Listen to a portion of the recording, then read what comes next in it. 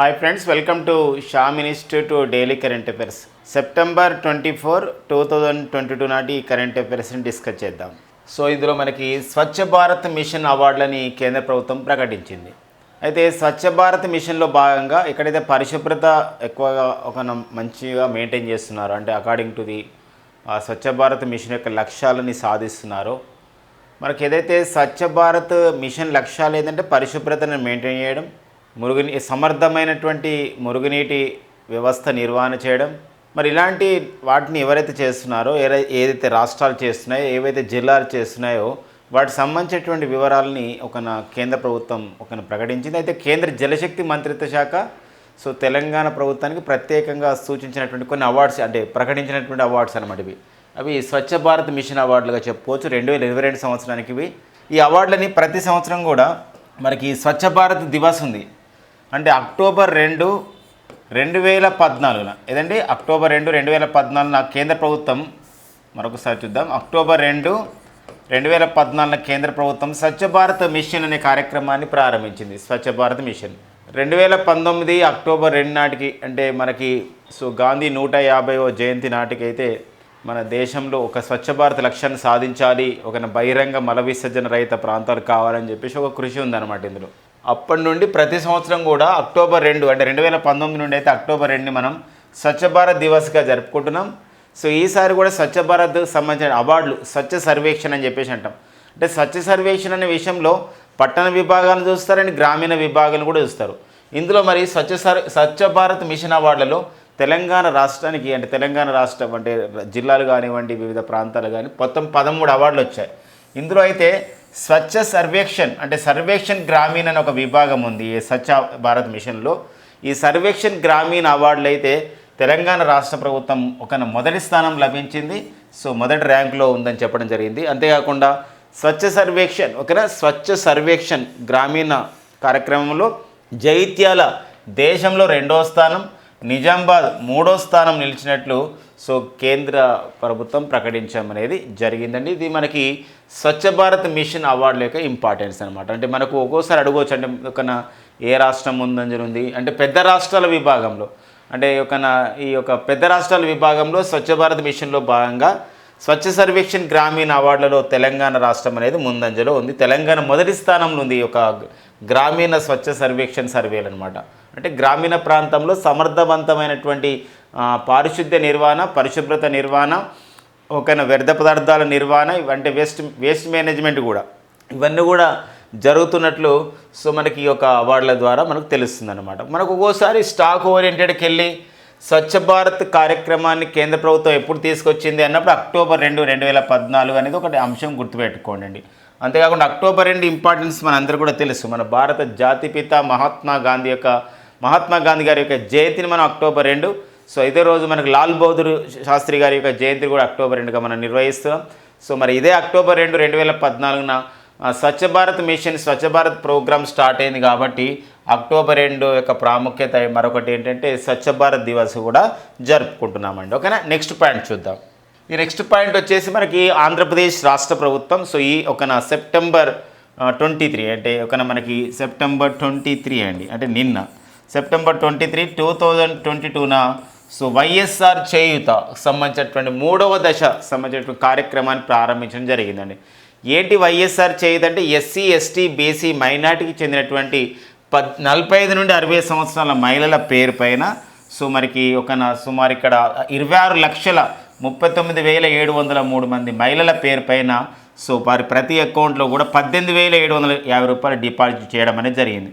అంటే మొత్తం కూడా మనకు చూసినట్లయితే వాళ్ళు 4,949.44 కోట్లని ఆ విధంగా వారి యొక్క అకౌంట్లలో జమ చేయడం జరిగింది. ఇది వైఎస్ఆర్ చేయూత కార్యక్రమం. మరి వైఎస్ఆర్ చేయూత కార్యక్రమంలో భాగంగా మనకి మొత్తం 75,000 రూపాయలని ఇట్లా మనకి 4 విడతలుగా అందజేసే కార్యక్రమమే ఇక్కడ వైఎస్ఆర్ చేయూతగా మనం చెప్పొచ్చు అండి. ఓకేనా, ఒక ఇంపార్టెన్స్ అయినటువంటి విషయంగా గుర్తుపెట్టుకోవాలండి. ఇది వైఎస్ఆర్ చేయూత. మరి ఇది ఎన్నో దశ కార్యక్రమం, ఇది 3వ దశ కార్యక్రమాన్ని చేపట్టడం జరిగింది. ఎవరికి ఉద్దేశించింది, ఎంత మొత్తం ఇస్తారు, లబ్ధిదారులు ఎంత సుమారుగా గుర్తుపెట్టుకోవాల్సిన అవసరం అనేది ఉంటుంది. ఓకేనా, నెక్స్ట్ చూద్దాం. ఇది అంటే ఆంధ్రప్రదేశ్ రాష్ట్ర ప్రభుత్వ కార్యక్రమం పైన ఇంపార్టెన్స్ ఇవ్వాలండి. నెక్స్ట్ వచ్చేసి మనకి కాలిఫోర్నియా యూనివర్సిటీ ప్రతి సంవత్సరం ఒక ప్రదానం చేసే అవార్డు.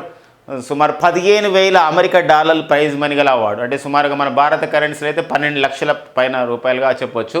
సో మరి అదే అలైస్ అండ్ క్లిప్పర్డ్ స్పెండ్లవ్, అంటే ఈ స్పెండ్లవ్ అనేవారు ఒక 2005 సంవత్సరంలో ఈ అలైస్ అండ్ క్లిప్పర్డ్ స్పెండ్లవ్ అనే ఒక అవార్డు ఇచ్చారు. ఎవరైతే ఆధ్యాత్మిక రంగంలో, సామాజిక సేవ రంగంలో, ఒక మానవత్వ రంగంలో విశేషమైనటువంటి మానవత్వంలో విశేషమైన కృషి చేస్తున్నారు, అలాంటి వాళ్ళకి మనకి ఒక అవార్డు ఇస్తారనమాట. అది కాలిఫోర్నియా విశ్వవిద్యాలయం. అంటే కాలిఫోర్నియా విశ్వవిద్యాలయం అంటే కాలిఫోర్నియా అనే ఒక రాష్ట్రం ఉంది, అది అమెరికాలో. మరి అమెరికా దేశం ఈ అవార్డు ఇస్తుంది. అది అలైస్ అండ్ క్లిప్పర్డ్ స్పెండ్లవ్. మరి 2005లో ప్రారంభించబడ్డటువంటి అలైస్ అండ్ క్లిప్పర్డ్ స్పెండ్లవ్ అవార్డుని టిబెటన్ ఆధ్యాత్మిక మత గురువు అయినటువంటి దలై లామాకి ఇవ్వడం జరిగింది. ఇది టిబెటన్ ఆధ్యాత్మిక మత గురువు దలై లామాకి ఒక అలైజ్ అండ్ క్లిప్పర్డ్ స్పెండ్లవ్ అనే అవార్డు ఇవ్వడం జరిగింది. ఈ మధ్య కాలంలో మనకు ఈ యొక్క దలై లామాకి అవార్డ్స్ రావడం అనేది 2వ అవార్డు. ఈ మధ్యలోనే మన భారతదేశంలో మన కేంద్రపాలిత ప్రాంతమైనటువంటి లడఖ్ కేంద్రపాలిత ప్రాంతం ఇచ్చే అత్యున్నతమైనటువంటి ఒక అవార్డు అనమాట. అంటే లడఖ్ కేంద్రపాలిత ప్రాంతం ఇచ్చే అత్యున్నతమైన పౌర పురస్కారం అని చెప్పొచ్చు. అవార్డు పేరు డీపాల్ ఆర్నిగమ్ డస్టన్. ఏదండి? డీపాల్ ఆర్నిగమ్ డస్టన్. సో ఈ అవార్డుని ఎవరికి ఇవ్వడం జరిగింది? మరి అలైస్ అండ్ అంటే ఈ అవార్డుని ఎవరికి ఇచ్చారంటే దలై లామాకి ఇవ్వడం జరిగిందండి. దలై లామాకి ఇవ్వడం జరిగింది. కాబట్టి దలై లామాకి ఇటీవల వచ్చినటువంటి అవార్డ్స్ని మనం చూసుకోవాల్సినటువంటి అవసరం అనేది ఇక్కడ ఉంటుందండి. ఓకేనా?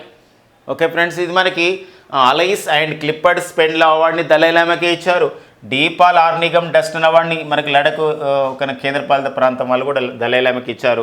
మరి దలై లామా ఎవరంటే ఇతను టిబెటన్ ఆధ్యాత్మిక మతగురు, టిబెటన్ స్పిరిచువల్ లీడర్గా చెప్తారు.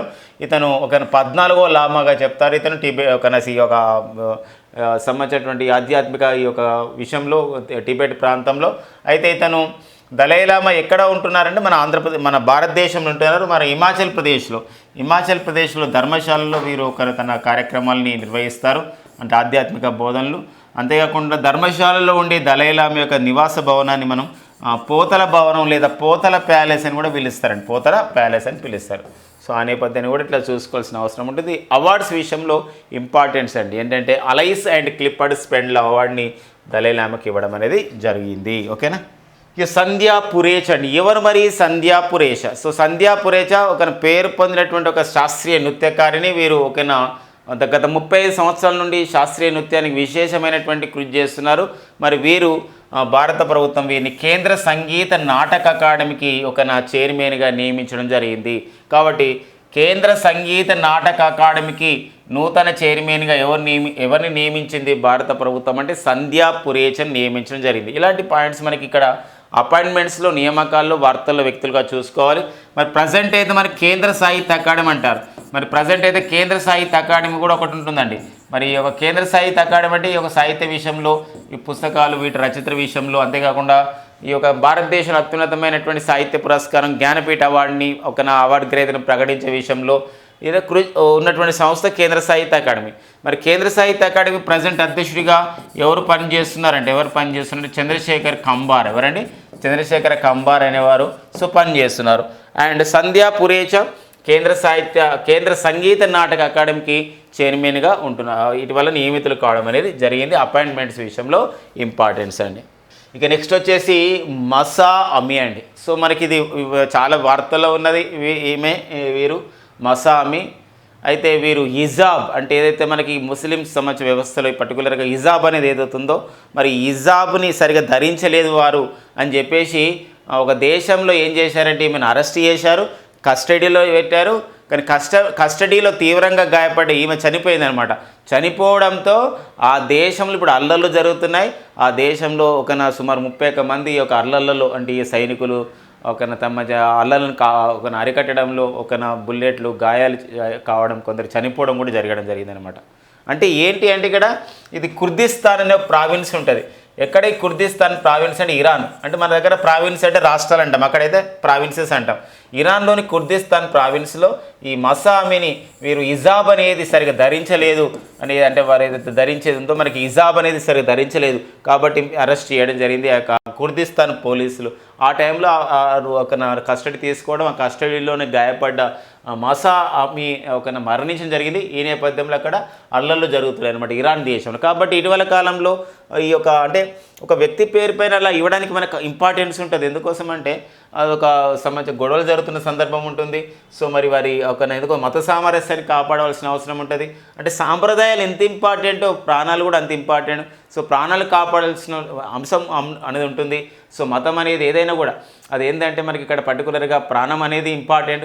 మరి ఇక్కడ ప్రాణాలు ఒకనా ఈ యొక్క సాంప్రదాయము మత ఆచారాలు పాటించడం ఎంత ఇంపార్టెంటో సో ప్రాణము అనేది కూడా ఇంపార్టెంట్గా ఉంటుంది. కాబట్టి మనకి దాన్ని ఇలా చేయడం జరిగింది కాబట్టి ఇరాన్లో ఒక ఇంపార్టెన్స్ అనమాట. ఇటీవల కాలంలో హిజాబ్ సరిగా ధరించలేదని ఇటీవల కాలంలో ఈ కింది ఏ దేశంలో అల్లర్లు జరిగాయి, అక్కడ తొలిసారి ఎవరు అలా చంపబోయబడ్డారు అంటే పోలీసులకు సంబంధించిన విషయంలో అక్కడ ఇరాన్లో అనేది అక్కడ ఈ అంశం ఇక్కడ చూసుకోవాల్సిన అవసరం ఉంది. ఎందుకోసం ఇరాన్ చాలా న్యూస్లో ఉందండి. ఇరాన్లోని చాబహార్ ఓడరేవును కూడా మన భారతదేశం లీజు తీసుకుంది, అభివృద్ధి చేసింది. మరొక విషయం ఏంటంటే షాంఘై కోఆపరేషన్ ఆర్గనైజేషన్లో మరి 9వ సభ్య దేశంగా చేరింది కూడా ఇటీవల కాలంలో ఇరాన్ అండి. బెలారస్ దేశం కూడా త్వరలో చేరబోతుంది.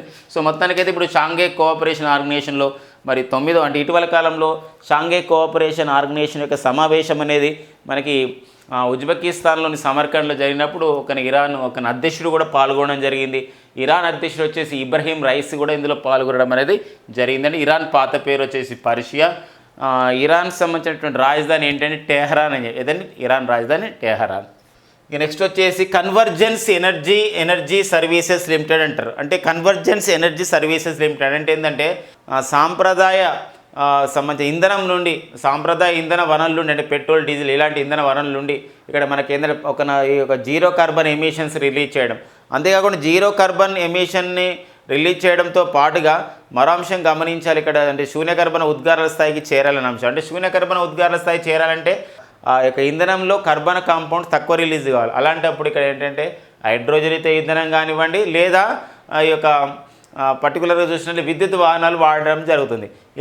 ఇలాంటి సందర్భంలో ఇప్పుడు మన భారతదేశంలో అయితే మనం విద్యుత్ వాహనాల వినియోగాన్ని పెంపొందిస్తున్నాం, విద్యుత్ వాహనాల బస్సులను కూడా తయారు చేసుకుంటున్నాం. ఈ మధ్య కాలంలో మనందరికీ తెలుసు ఫ్రెండ్స్, మన ముంబైలో అయితే డబుల్ డేకర్ విద్యుత్ సంబంధించిన ఒక వాహన బస్సును కూడా అశోక్ లీలాండ్ సంస్థ ఈఐవి పేరుతో దాన్ని ప్రవేశపెట్టడం కూడా జరిగింది. అలాంటి నేపథ్యాన్ని చూసుకోవాలి. ఇటీవల కాలంలో అయితే మహారాష్ట్రలోని పూణేలో హైడ్రోజన్యుత సంబంధించిన ఒక బస్సును కూడా ప్రవేశపెట్టడం జరిగింది. అలా నేపథ్యంలో ఫేమ్ ఇండియాలో కూడా అలాంటి జరిగింది. ఫేమ్ ఇండియా 2015లో ప్రారంభమైన ఈ కార్యక్రమంలో మనకి విద్యుత్ వాహనాల తయారీని ప్రోత్సహిస్తున్నారు, వినియోగించడానికి కూడా ప్రోత్సహిస్తున్నారు. Faster adoption of the manufacturing electric vehicles India అని చెప్పేసి అంటాం. మరి faster adoption of the manufacturing electric vehicles in India కార్యక్రమంలో భాగంగా మరి కన్వర్జెన్స్ ఎనర్జీ సర్వీసెస్ లిమిటెడ్ సంస్థ చేత దేశంలో ఇప్పుడు మనకి 50,000 విద్యుత్ వాహనాలు 50,000 విద్యుత్ బస్సులు అంటే రవాణాకు ఉపయోగపడండి పర్టికులర్గా ప్రయాణికుల రవాణాకు ఉపయోగపడే 50,000 విద్యుత్ వాహనాలు విద్యుత్ బస్సులు అవసరం వచ్చింది. ఈ నేపథ్యంలో 5 రాష్ట్రాలు తెలంగాణ, ఢిల్లీ, గుజరాత్, హర్యానా, అరుణాచల్ ప్రదేశ్ ఈ 5 రాష్ట్రాల్లో 5,690 విద్యుత్ బస్సుల గురించి సో మనకి ఇక్కడ వాళ్ళు టెండర్ అనేది జారీ చేయడం అనేది జరిగింది. ఎందుకు ఇవన్నీ చెప్పుకుంటున్నాం అంటే ఈ బస్సులు ఇంపార్టెంట్ కాకుండా ఇక్కడ ఈ ఫేమ్ ఇండియా కార్యక్రమం కానివ్వండి, దేశంలో విద్యుత్ వాహనాలకు సంబంధించినటువంటి బస్సులు ప్రజా రవాణాకు ఉపయోగపడే అంశం ఎన్ని కావాలి, దీన్ని ఎవరు నిర్వహిస్తున్నారు, ఇలాంటి విద్యుత్ వాహనాలకు సంబంధించినటువంటి బస్సులు అంటే వాళ్ళు ప్రజా రవాణాకి సిఈఎస్ఎల్ అనే సంస్థ నిర్వహిస్తుంది. ఆ సిఈఎస్ఎల్ అంటే ఏంటంటే కన్వర్జెన్స్ ఎనర్జీ సర్వీసెస్ లిమిటెడ్ అంటారు. అలాంటి నేపథ్యం చూసుకోవాలి. భారతదేశంలో విద్యుత్ వాహనాల తయారీని తర్వాత వినియోగాన్ని ప్రోత్సహించడానికి ఫేమ్ ఇండియా ఉంది, అదొక విషయం. ఇక్కడ విద్యుత్ బస్సుల తయారీకి సపోర్ట్ చేయడానికి ఆ కాంట్రాక్ట్ నిర్వహణ చేయడము ఆ మేనేజ్మెంట్ గురించి అయితే సిఎస్ఎల్ అనే సంస్థ పనిచేస్తుంది, కన్వర్జెన్స్ ఎనర్జీ సర్వీసెస్ లిమిటెడ్ అని చెప్పేసి అంటామండి. నెక్స్ట్ వచ్చేసి డ్రైవింగ్ సపోర్ట్ వెజల్ అంటారండి, ఇది డిఎస్వీలు. ఇవి మనకేంటంటే భారత నావికాదళంలో అవసరం ఉంటాయి. ఇవి భారత నావికాదళంలో అవసరం ఉన్నటువంటి ఈ యొక్క డిఎస్వీలు నిస్తార్, నిపుణ్. ఈ మధ్య కాలంలో మనం చూసాం కదా ఐఎన్ఎస్ తారాగిరిని ఫ్రిగేట్ తరగతి చెందిన ఐఎన్ఎస్ తారాగిరిని కూడా గతంలో అయితే ఐఎన్ఎస్ ఉదయగిరిని కూడా జలప్రవేశం చేశారు భారత నావికాదళంలో. అంతేకాకుండా ఇటీవల కాలంలో మన భారత స్వదేశంగా అభివృద్ధి చేసుకున్నటువంటి ఇండిజినస్ ఎయిర్క్రాఫ్ట్ కెరియర్ అయినటువంటి ఐఎన్ఎస్ విక్రాంత్ను కూడా మనం ఇక్కడ జలప్రవేశం అనేది చేయడం జరిగింది, విధుల్లో చేర్చడం అనేది జరిగిందనమాట. సో మరి ఈ నేపథ్యంలో మనకు స్కార్పిన్ తరగతి చెందిన జలాంతర్గాములు కూడా జలప్రవేశం జరుగుతుంది. ఫ్రాన్స్ దేశ సాయంతో నిర్మించినటువంటి స్కార్పిన్ తరగతి జలాంతర్గాములు ఐఎన్ఎస్ వాగ్జీర్ మనకు లాస్ట్ టైం కావడం జరిగింది. ఈ నేపథ్యంలో మన విశాఖపట్నంలోని హిందుస్థాన్ షిప్ యార్డ్ లిమిటెడ్ వాళ్ళు స్వదేశంగా అభివృద్ధి చేసినటువంటి ఈ డ్రైవింగ్ సపోర్ట్ వెజల్ అంటే భారత నావికాదళంలో ఉపయోగపడే ఈ నౌకలు మరి నిస్తార్ అండ్ నిపుణ్ని ఒకటేసారి జలప్రవేశం చేయడం జరిగింది. ఈ కార్యక్రమంలో విశాఖపట్నంలో జరిగిన ఈ కార్యక్రమంలో ఎవరు పాల్గొన్నారు అని చెప్పేసి అన్నప్పుడు సో వారు మన భారత ప్రధాన నావికాధికారి chief of the navy staff అయినటువంటి అడ్మిరల్ ఆర్ హరికుమార్ గారు పాల్గొనడం అనేది జరిగింది. అడ్మిరల్ ఆర్ హరికుమార్ గారు పాల్గొనడం అనేది జరిగిందని ఆ నేపథ్యం. సో మరి నిస్తార్ నిపుణుడి స్వదేశంగా తయారు చేసిన డిఎస్వి సంబంధించినటువంటి వెహికల్స్, వీటిని మనం భారత నావికాదళంలో వాడుతున్నారు. డిఎస్వి అంటే అర్థమైందండి డ్రైవింగ్ సపోర్ట్ వెజల్ అంటామండి. అది డ్రైవింగ్ సపోర్ట్ వెజల్ అని చెప్పేసి మనం అంటామండి. అది ఒక ఇన్ఫర్మేషన్ అండి, మనం చూసుకోవాల్సిన అవసరం ఉంది. ఎందుకోసం అంటే మనకి ఈ మధ్యకాలంలో కాంపిటీషన్ ఎగ్జామ్లు అడుగుతున్నాడు ఏంటంటే భారత నావికాదళంలో ప్రవేశపెట్టిన నౌకలతో పాటు డీకమిషన్ అంటే ఏంటంటే విధుల్లో నుండి నిష్క్రమింపజేసినటువంటి సంబంధించినటువంటి నౌకలు ఈ పేర్లేని అడిగిన సందర్భం మనం లాస్ట్ మనకి పోలీస్ రిక్రూట్మెంట్ బోర్డులో చూడడం జరిగింది, తెలంగాణలో జరిగినటువంటి వాటిల్లో. కాబట్టి నిన్ననే మనం చెప్పాం ఐఎన్ఎస్ అజయ్ని భారత నావికాదళంలో 32 సంవత్సరాలు పనిచేసిన ఈ ఐఎన్ఎస్ అజయ్ని విధుల నుండి నిష్క్రమింపజేశారని చెప్పేసి కూడా మనం డిస్కస్ చేసుకోవడం అనేది జరిగిందండి. ఈ నౌకాదళం గురించి మనం డిస్కస్ చేస్తే డిసెంబర్ 4 అయితే మనం ఒక జాతీయ నౌకాదళ దినోత్సవం జరుపుకుంటున్న సందర్భం. మరి ఈ మధ్యలో మన భారత నావికాదళ ప్రధానాధికారి అడ్మిరల్ హరికుమార్ ఈ యొక్క నిస్తార్ నిపుణ్ డిఎస్వీలను ప్రారంభిస్తూ చెప్పడం జరిగింది. ఆస్ట్రేలియా దేశం నిర్వహిస్తున్నటువంటి కక్కడు 2022 నావిక విన్యాసాల్లో మరి ఐఎన్ఎస్ సాత్పురా అనే సంబంధించినటువంటి ఒక నౌక మన యుద్ధ నౌక పాల్గొనిందని చెప్పేసి కూడా చెప్పడం అనేది జరిగింది. కాబట్టి కక్కడు విన్యాసాలని ఏ దేశం నిర్వహించింది? కక్కడు విన్యాసాలని ఏ తరహా విన్యాసాలు, నౌక విన్యాసాలు ఆస్ట్రేలియా దేశం నిర్వహించింది అనేది ఇంపార్టెంట్. ఇటీవల ఆస్ట్రేలియా దేశం మరో విన్యాసాలను కూడా నిర్వహిస్తుంది, అదే పిచ్ బ్లాక్. ఈ పిచ్ బ్లాక్ అనేది ఎయిర్ ఫోర్స్ విన్యాసాలు, ఇందులో భారతదేశం పాల్గొంది, ఇది ఆస్ట్రేలియా నిర్వహించింది. కక్కడు విన్యాసాలు ఇది ఆస్ట్రేలియా నిర్వహించింది, నౌకాదళ విన్యాసాలు మన భారతదేశం పాల్గొనింది. ఇలాంటి నేపథ్యాన్ని కూడా చూసుకోవాల్సినటువంటి అవసరం ఉంటుందండి. ఇక నెక్స్ట్ వచ్చేసి మనకి మహారత్న హోదా అంటారు. మహారత్న, మినీరత్న, నవరత్న ఇలాంటి హోదాలు మనకి వివిధ పరిశ్రమలకు, ప్రభుత్వ రంగ సంస్థలకి, పరిశ్రమలకి మన ఆర్థిక శాఖ ఇస్తుంది అనమాట. అయితే దేని బట్టి ఇస్తుంది అంటే వాటికి సంబంధించినటువంటి పరిశ్రమ యొక్క, సంస్థ యొక్క, ప్రభుత్వ రంగ సంస్థ యొక్క ఒక సామర్థ్యం అంటే ఎలా ఉంటుందంటే ఇప్పుడు ఒక మహారత్న హోదా ఇచ్చారు. ఇంతవరకు 11 కంపెనీలకు మహారత్న హోదా ఇచ్చారు. ఇప్పుడు 12వ మహారత్న హోదా పొందిన కంపెనీ ఏదంటే ఆర్ఈసి. ఓకేనండి, ఆర్ఈసి అంటే ఏంటంటే రూరల్ ఎలక్ట్రిఫికేషన్ కార్పొరేషన్ అంటే 1969లో ఏర్పడింది. దేశంలో విద్యుత్ సౌకర్యాల అవసరాలను తీర్చే విధంగా ఆ సంస్థలను ఎంకరేజ్ చేసే విధంగా విద్యుత్తుని ఉత్పత్తి చేసే సంస్థలు అనే ప్రధానమైన ఉద్దేశంతో 1969లో ఏర్పాటు చేయబడే సంస్థ ఆర్ఈసి. అయితే ఈ మహారత్న హోదా ఇవ్వడం వల్ల ఏంటంటే వారు ఆ యొక్క పాలక మండలి, ఆర్ఈసిలో ఉన్న పాలక మండలి స్వతంత్రంగా కొన్ని నిర్ణయాలు తీసుకోవచ్చు. 25 సంబంధించినటువంటి కొన్ని 5,000 కోట్ల పెట్టుబడికి సంబంధించిన ఒక ప్రాజెక్టులో సొంతంగా కూడా ప్రభుత్వంకి అనుమతి లేకుండానే వారు పాలక మండలి వాళ్ళు ఏం చేయొచ్చంటే పెట్టుబడి పెట్టి వారు మరింత అభివృద్ధి చేసుకోవడానికి ఉంటుంది అనమాట. అంటే మహారత్న హోదా అయితే ఎట్లా ఇస్తారంటే వరుసగా ఒక సంబంధించినటువంటి కంపెనీ యొక్క ఆదాయం అనేది 25 అంటే మొత్తం ఆదాయం అంటే ఇక్కడ మొత్తం కూడా సంబంధించినటువంటి ఒక టర్నోవర్ అనేది 25,000 కోట్ల రూపాయలు ఉండాలండి. అంటే 3 సంవత్సరాల పాటు 25,000 కోట్ల రూపాయలకు సంబంధించినటువంటి మొత్తం ఒక టర్నోవర్ ఉండాలి ఒక కంపెనీకి, ఒక సంస్థకి. దాని నికర విలువ వచ్చేసి 15,000 కోట్లు ఉండాలి ఆ కంపెనీది, నికర లాభం వచ్చేసి 5,000 కోట్లు ఉండాలి. ఇలాంటి కంపెనీకి వరుసగా ఇలా వస్తే ఈ కంపెనీని ఏం చేస్తారంటే మహారత్న హోదా ఇస్తారు. ఒకసారి కాన్సెప్ట్ ఆధారితంగా క్వశ్చన్ అడిగిందని కూడా ఇలా అడగవచ్చు. ఒక కంపెనీ యొక్క టర్నోవర్ అనేది వరుసగా 3 సంవత్సరాల పాటు 25,000 కోట్ల రూపాయలు ఉండాలి, నికర విలువ వచ్చేసి 15,000 కోట్ల రూపాయలు ఉండాలి, నికర లాభం వచ్చేసి 5,000 కోట్లు ఉంటే అలాంటి పరిశ్రమకి, అలాంటి సంస్థకి, అలాంటి ప్రభుత్వ రంగ సంస్థకి మహారత్న హోదా ఇస్తారు. ఇలా మహారత్న పొందినటువంటి 12వ సంస్థ ఆర్ఈసి అనగా రూరల్ ఎలక్ట్రిఫికేషన్ కార్పొరేషన్. ప్రజెంట్ అయితే దీనికి సిఎండిగా, చైర్మన్ అండ్ మేనేజింగ్ డైరెక్టర్గా పనిచేస్తున్న వారు వివేక్ దేవంగన్ అండి. ఎవరండి? వివేక్ దేవంగన్. ఇక నెక్స్ట్ వచ్చేసి డాక్టర్ కృష్ణ ఇల్లా, మనకు కిదాంబి శ్రీకాంత్. డాక్టర్ కృష్ణ ఇల్లా అంటే వీరు సిఎండి అండి, chairman managing director to the so మనకి భారత్ బయోటెక్ సంస్థ అండి, మనకి ఒక కోవాక్సిన్ అనే సంబంధించినటువంటి ఒక కరోనా టీకాని స్వదేశంగా అభివృద్ధి చేసిన సంస్థ భారత్ బయోటెక్ సంస్థ, హైదరాబాద్కి చెందిన సంస్థ. దీని సీఎం అయినటువంటి డాక్టర్ కృష్ణ ఎల్ల గారు మరియు కిదాంబి శ్రీకాంత్, ఒక ప్రముఖ భారత బ్యాడ్మింటన్ క్రీడాకారుడు, మన తెలుగువారైనటువంటి కిదాంబి శ్రీకాంత్కి వీళ్ళిద్దరు కూడా వీళ్ళకి ఒక ఆంధ్రప్రదేశ్ చెందినటువంటి ఒక విజ్ఞాన్ విశ్వవిద్యాలయం, ఏదంటే విజ్ఞాన్ విశ్వవిద్యాలయం వీరికి గౌరవ డాక్టరేట్ ఇచ్చింది. ఇటీవల కాలంలో గౌరవ డాక్టరేట్ ఇవ్వడం అనేది చూసుకోవాల్సిన అవసరం ఉంటుంది. ఇప్పుడు జస్టిస్ ఎన్వి రమణ గారు భారత సుప్రీంకోర్టుకి 49వ ప్రధాన న్యాయమూర్తిగా పనిచేసే ఎన్వి రమణ గారికి ఉస్మానియా విశ్వవిద్యాలయం, సో ఓయి వాళ్ళు ఉస్మానియా విశ్వవిద్యాలయం గౌరవ డాక్టరేట్ని ఎన్వి రమణ గారికి ఇవ్వడం జరిగింది. ఇలాంటి నేపథ్యం చూసుకోవాలి. కృష్ణ ఎల్ల గారికి అయితే మనకి వారు ఈ మధ్యలో మరి కృష్ణ ఎల్ల సుచిత్ర ఎల్లకి సంయుక్తంగా కూడా 2022 సంవత్సరానికి పద్మభూషణ్ అవార్డుని కూడా ఇవ్వడం జరిగింది. సో మరి ఇది ఒక అవార్డు అండి, ఇది ఒక గౌరవ డాక్టరేట్ ఇచ్చారనమాట. విజ్ఞాన విశ్వవిద్యాలయం వీరికి ఏమి ఇచ్చిందని గౌరవ డాక్టరేట్ హోదాని ఇవ్వడం జరిగింది. సో మనకి ఎవరు ఇచ్చారనేది కూడా ఇంపార్టెన్స్ అండి. సో ఫ్రెండ్స్, ఇవ్వండి మనకి సెప్టెంబర్ 24, 2022 నాటి current affairs. Thank you friends and all the best.